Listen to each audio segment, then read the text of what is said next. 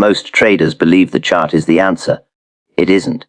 The chart is a question, and most people are answering it incorrectly. You've probably heard it before. Just read price action. But if that were enough, wouldn't more traders be consistently profitable? Wouldn't simply watching candles lead to clarity instead of confusion? So here's the real issue. Are you actually reading price action, or are you reacting to it? Look at any chart long enough and patterns start to appear.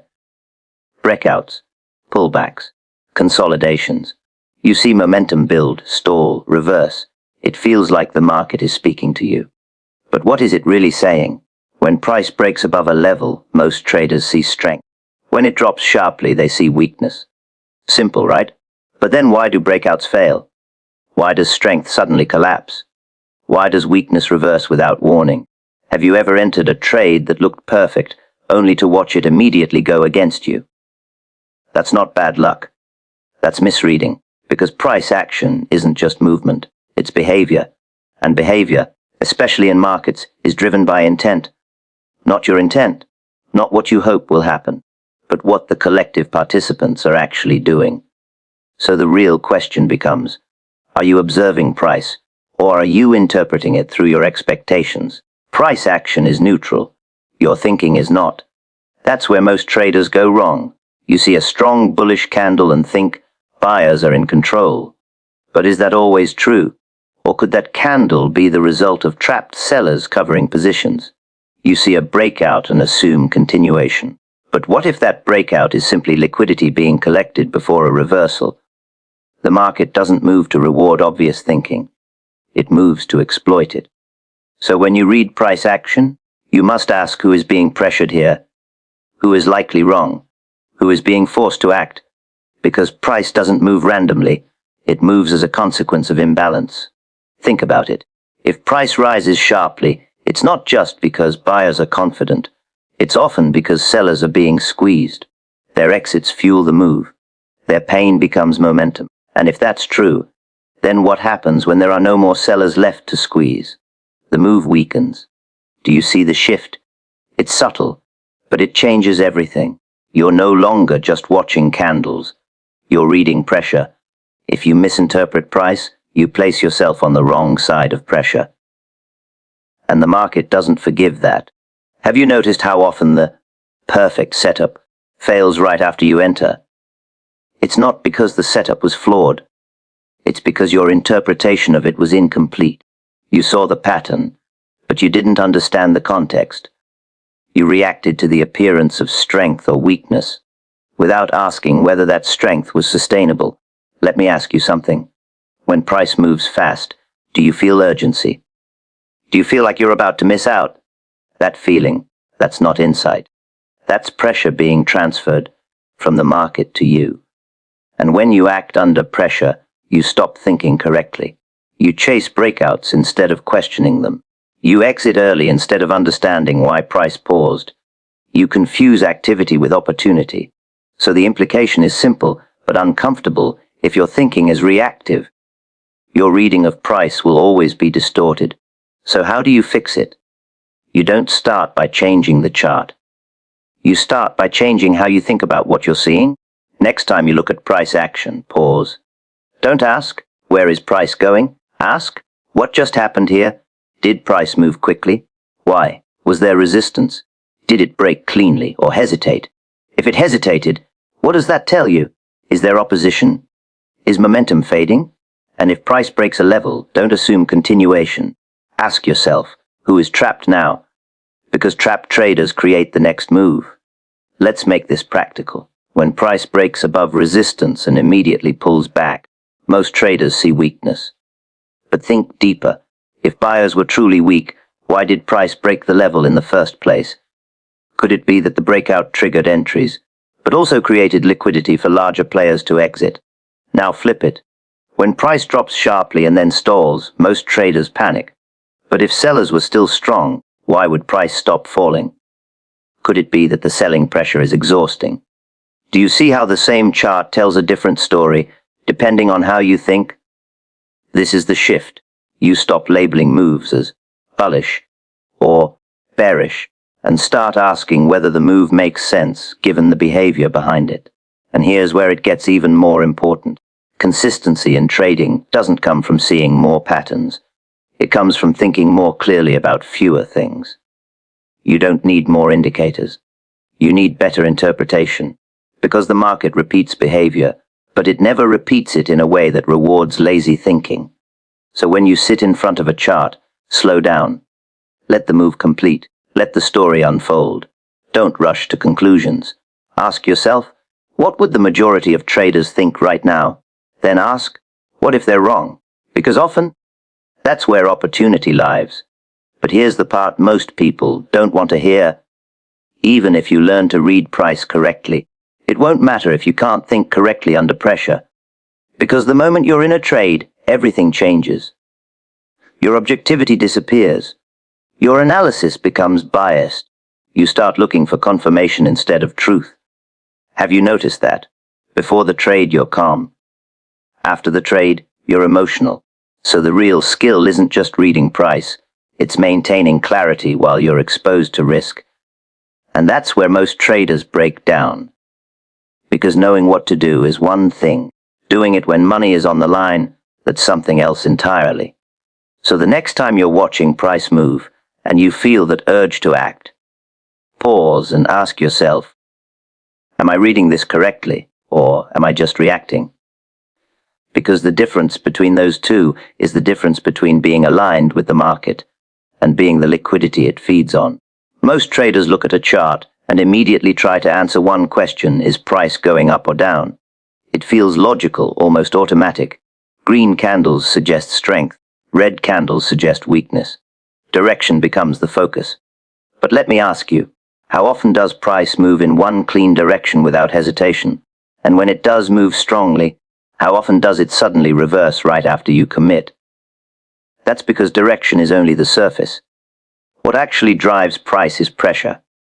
When professionals look at the same chart, they are not asking where price is going first. They are asking what is causing it to move. Who is being forced to act? Who is losing control? Because price doesn't rise simply because buyers are confident. It rises because sellers are under pressure. Their exits push price higher. Their discomfort creates momentum. Think about a sharp upward move. Most traders label it as bullish strength and feel the urge to buy. But what if that move is happening because short sellers are being squeezed out of their positions? What happens when those sellers are gone? The pressure disappears. And without pressure, the move has nothing left to sustain it. Now consider the opposite. Price drops quickly and traders assume weakness. Fear kicks in. They sell or they exit long positions. But what if that drop is driven by forced selling, panic, stop losses, emotional exits? Once that pressure runs out, what's left to push price lower? This is where the difference becomes clear. The average trader reacts to direction. The professional reads the reason behind it. Have you ever noticed how the strongest looking moves often occur at the worst possible time to enter? That's not coincidence. It's because those moves are often driven by imbalance reaching its peak. When pressure builds, price accelerates. But acceleration is not stability. It's often a sign that something is nearing exhaustion. So instead of asking, is this bullish or bearish? A better question is, who is under pressure right now? If buyers are chasing price higher, are they entering at good prices? Or are they late? If they are late, what happens when price stops moving in their favor? If sellers are aggressively pushing price down, are they in control? Or are they reacting to fear? These questions shift your perspective. You stop labeling moves and start understanding them. And here's where it gets practical. When you see a breakout, don't immediately assume continuation. Look at how price behaves after the break. Does it move smoothly, or does it hesitate? Does it hold above the level, or quickly fall back? Hesitation often signals opposing pressure. A failure to hold suggests that the move may have been driven by temporary imbalance rather than true control. When you see a strong trend, don't just follow it blindly. Observe the nature of the movement. Is it consistent, or is it becoming more aggressive and emotional? Because emotional moves are often the result of pressure peaking, not beginning. You start to realize that price is not just moving, It is reacting. Every move is a response to something happening beneath the surface. And if you only focus on direction, you miss that entirely. You end up chasing moves instead of understanding them. You enter when pressure is already exhausted. You exit when pressure is just beginning. So the goal is not to predict direction perfectly. The goal is to align yourself with pressure while it is still building, not after it has already been released. And that requires a different kind of thinking. It requires patience to observe without reacting immediately. It requires discipline to question what seems obvious. And most importantly, it requires awareness of your own tendencies, because the market will always tempt you to think in simple terms, up or down, buy or sell, now or never. But the reality is more nuanced, because behind every move there is a struggle, between buyers and sellers, between confidence and fear, between control and loss of control. A breakout looks convincing for a reason. Price pushes through a level, momentum increases, and it feels like something decisive has just happened. Most traders see that moment and think, this is strength. This is where the move begins. But let me ask you, if it were truly that simple, why do so many breakouts fail right after triggering entries? Because a breakout is not strength by default. It is activity, and activity alone does not tell you who is in control. When price reaches a key level, there is a tension. Traders are watching, waiting, placing orders. Some are preparing to enter on a break. Others are holding positions with stops just beyond that level. Liquidity builds there. Now think about what happens when price finally breaks through. Orders get triggered. Buy stops above resistance, sell stops below support. Breakout traders jump in. It feels like confirmation. But at the same time, something else is happening. Liquidity is being released into the market. And the market needs liquidity to move. So the breakout itself can become the very mechanism that allows larger participants to enter or exit positions. Not before the level, not during the build-up, but exactly at the moment when everyone else is reacting. Have you ever entered a breakout only to see price stall almost immediately? That stall is not random. It often means the initial burst of orders has been absorbed. The pressure that caused the move is no longer increasing, it's being matched. And when pressure stops building, continuation becomes uncertain. Now ask yourself, what if the breakout wasn't the start of strength, but the end of it? What if the move through the level was simply the market collecting orders, taking advantage of predictable behavior? Because most traders are taught to trust the break, to see it as confirmation. But confirmation of what exactly? A level being broken does not guarantee control. It only guarantees that price moved beyond a point where many traders expected it to stop. That distinction matters. If price breaks a level and continues smoothly, holding above or below it with stability, that suggests sustained pressure. But if price breaks and immediately struggles, wicks, hesitation, quick reversals, that tells a different story. It suggests that the breakout triggered participation, but not enough follow-through. And without follow-through, the move has no foundation. Let's make this practical. When you see a breakout forming, don't focus only on the level.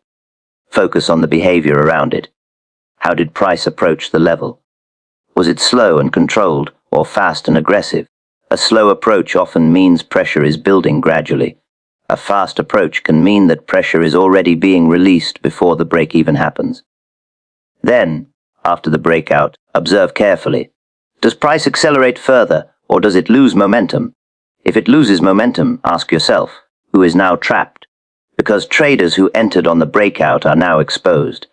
If price starts to move against them, their exits can fuel the move in the opposite direction. That's where failed breakouts come from. Not randomness, not bad luck, but a shift in pressure. The breakout attracts participation. The lack of continuation creates doubt, and that doubt turns into forced exits. So instead of chasing the breakout, consider waiting. Let the market show you whether the move is being accepted or rejected. Does price stay beyond the level, or does it return quickly? Does it build structure, or does it collapse back into the range? These are the details that matter, because the real opportunity is not in the breakout itself. It's in understanding whether that breakout represents genuine control or temporary imbalance. And that understanding doesn't come from reacting quickly. It comes from observing patiently. You start to see that not every break is meaningful. Some are simply setups for the next move. Some are designed to create commitment from traders who are thinking too simply. A fast move grabs your attention instantly. Price accelerates, candles expand, and suddenly the market feels alive. It feels like something powerful is happening, like one side has taken control and is pushing price with conviction. But let me ask you, why does speed feel so convincing? Because speed creates urgency. And urgency makes you believe you're about to miss something important. That's where most traders get pulled in. They see a strong move and assume confidence behind it. They think, this must be real, this must continue. But fast moves are often misunderstood. They are not always driven by strong, confident buying or selling. More often, they are driven by traders being forced to act. Think about what happens when price starts moving quickly upward. Traders who are short begin to feel pressure. Their positions are losing value. At a certain point, they can't hold any more, they exit. But exiting a short position means buying, so their buying adds fuel to the upward move. Not because they believe in higher prices, but because they have no choice. Now add breakout traders entering at the same time, chasing the momentum. The move becomes even faster. It looks strong. It feels convincing. But underneath, it's not just demand, it's discomfort. Have you ever entered a fast move only to see it slow down or reverse shortly after? That's because the very force that created the speed begins to disappear. Once those trapped traders are out, the pressure they created is gone. And if there isn't enough genuine interest to continue pushing price, the move stalls. Now consider the opposite. Price drops sharply. Red candles stack quickly. It feels like panic. Traders assume heavy selling pressure and rush to exit or join the move. But what if that drop is being driven by long traders hitting their stops? What if it's forced selling rather than confident selling? Once those stops are triggered and positions are closed, what remains to push price lower? This is the shift you need to make. Instead of asking, is this a strong move? Ask, what is causing this speed? Because speed is not strength by itself. It is a reaction, and reactions don't last forever. Have you noticed how some of the fastest moves happen right before a pause or reversal? That's not coincidence. It's often the final phase of pressure being released. When pressure builds, it eventually reaches a point where it has to unwind, and that unwinding can be violent, fast, and emotional. But once it's released, the market needs something new to continue. Without new pressure, price slows down. So when you see a fast move, don't immediately trust it. Study it. Ask yourself, who is likely trapped here? Are traders being squeezed out of losing positions? Are they reacting emotionally? Is this move forcing participation or inviting it? Because forced participation behaves differently. It's aggressive but temporary. It creates spikes, not stability. Now bring this into your decision making. When price accelerates, resist the urge to chase. That urge is a signal, not of opportunity, but of pressure reaching you. Instead, observe what happens after the move. Does price continue with control, or does it hesitate? Does it build structure, or does it start to lose momentum? If the move was driven primarily by trapped traders, you'll often see signs of exhaustion shortly after. Wicks begin to appear. Candles lose size. The pace slows. That's the market telling you the pressure is fading. And if pressure is fading, then the move is no longer being supported in the same way.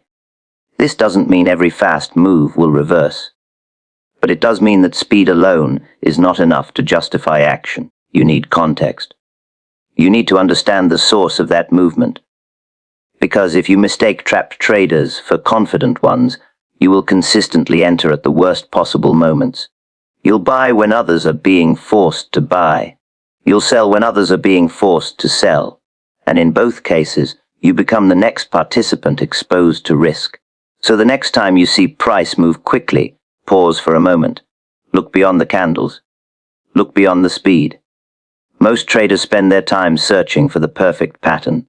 They believe if they can just find the right setup, the cleanest breakout, the strongest trend, the most reliable signal, then consistency will follow. It feels logical. If the pattern works, the result should work. But let me ask you, how many times have you seen a setup that looked exactly right, and it still failed? The pattern was there, the conditions seemed perfect, and yet the outcome didn't match your expectation. So what went wrong? It wasn't the pattern, it was the thinking behind it. Because the market doesn't reward patterns, it rewards correct interpretation. Two traders can look at the exact same setup and take opposite trades. One wins, the other loses. The difference isn't what they saw, it's how they understood it. Have you ever taken a trade because it fit your strategy, without really questioning what was happening in that moment? That's where the problem begins. Patterns are static. The market is not. A breakout pattern might work in one context and fail in another. A pullback might lead to continuation one day and reversal the next. The shape looks the same, but the meaning changes. So if you rely only on patterns, you're treating the market like a fixed system. And it isn't. It's a constantly shifting environment driven by behavior, pressure, and timing. That's why correct thinking matters more than correct patterns. Correct thinking means asking better questions. Not, is this my setup? But, does this make sense right now? Not, have I seen this before? But, what is actually happening here?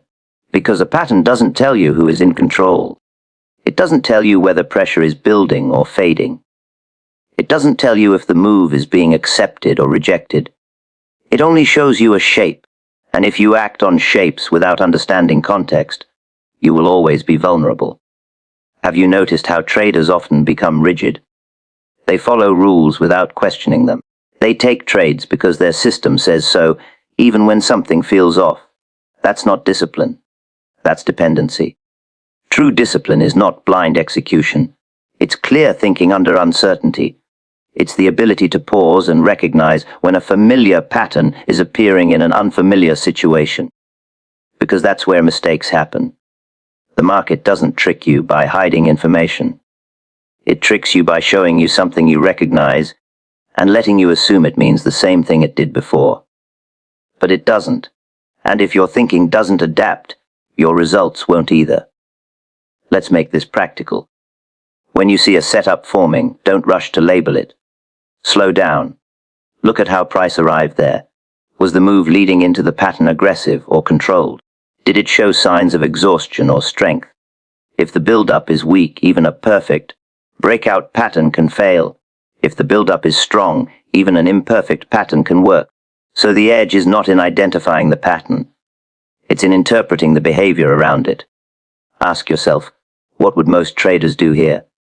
Would they see this as an obvious opportunity? Would they feel confident? And if they would, then you need to ask a second question. What happens if that confidence is misplaced? Because the market often moves against the most comfortable assumption. This doesn't mean you ignore patterns. It means you stop treating them as answers. They are clues, nothing more, and clues require interpretation. So instead of collecting more setups, focus on improving how you think about the ones you already know, because the trader who depends on patterns is always reacting. But the trader who thinks correctly is observing, questioning, and aligning with what is actually happening, not what appears to be happening. What looks obvious on a chart is often the most dangerous place to act. Clean levels, clear breakouts, strong trends. Everything lines up in a way that feels almost too easy to understand, and that's exactly why it becomes a trap. Let me ask you, when you see a perfect setup, do you feel more confident or more cautious? Most traders feel confident. They believe clarity means opportunity. If everyone can see it, it must work. But think about that for a moment. If everyone sees the same thing, what happens when they all act on it? They create liquidity. Orders cluster around obvious levels. Stops gather just beyond them. Entries stack in predictable places.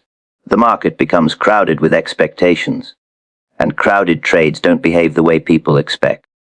Because when too many traders are positioned the same way, the market doesn't need to reward them. In fact, it often does the opposite. Have you ever noticed how price approaches a level slowly, builds tension, then breaks it just enough to trigger entries, only to reverse immediately after? That's not random movement. That's a reaction to where orders are concentrated. The obvious level attracts attention.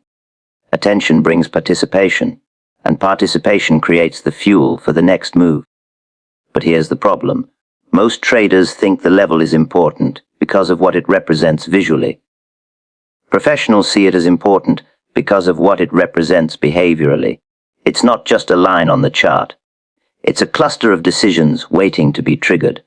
So when price reaches an obvious point, the real question isn't, will it break or hold? The better question is, what happens when everyone reacts here? Because that reaction is what moves the market. If traders are waiting to buy a breakout, their orders will push price higher briefly. But if there isn't enough follow-through, those same traders become vulnerable.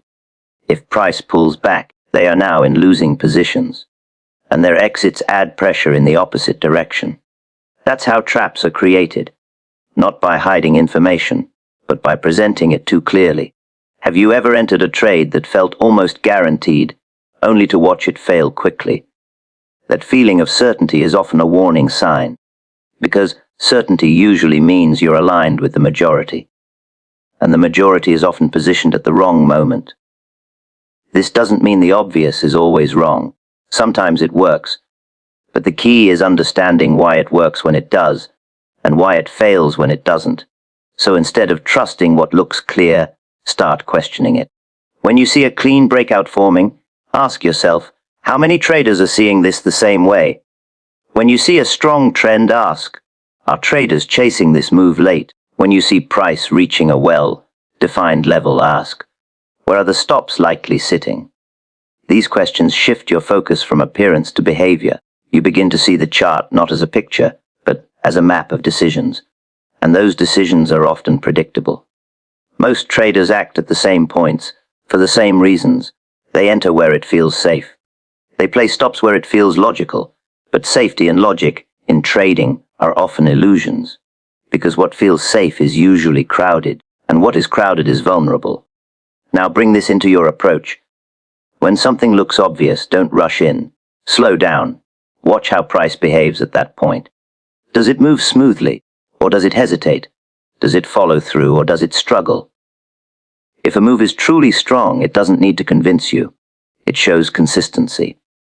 But if a move needs to look convincing, if it feels like it's pulling you in, that's when you need to be careful.